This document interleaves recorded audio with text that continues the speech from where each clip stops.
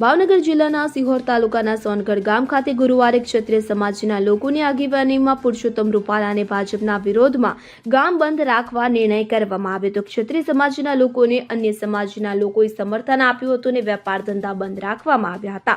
સોનગઢ ગામ આખો દિવસ સજ્જડ બંધ રહ્યું હતું અને વિરોધ દર્શાવવામાં આવ્યો હતો। એટલું જ નહીં, સોનગઢ ગામના લોકો ભેગા થયા હતા અને રૂપાલાના વિરોધમાં સૂત્રોચ્ચાર કરવામાં આવ્યા હતા। બીજી તરફ આણંદના સોચિત્રાબા રૂપાલાના વિરોધમાં ગુરુવારથી ક્ષત્રિય મહિલાઓ દ્વારા પ્રતિક ઉપવાસ આંદોલનનું શસ્ત્ર ઉગામવામાં આવ્યું હતું।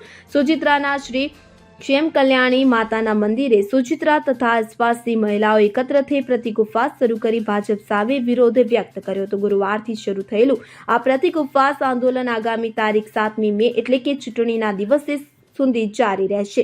દરરોજ સવારે 10 થી 4 કલાક સુધી મહિલાઓ પ્રતિક ઉપવાસ કરી વિરોધ વ્યક્ત કરશે। પ્રથમ દિવસે મહિલાઓએ નારા લગાવી ભાજપ વિરોધી મતદાન કરવા લોકોને આહવાન કર્યું હતું। Bureau report CN24 news. હવે જુઓ દેશ દુનિયાની તમામ ખબરો તમારી આંગળીના ટેરવે।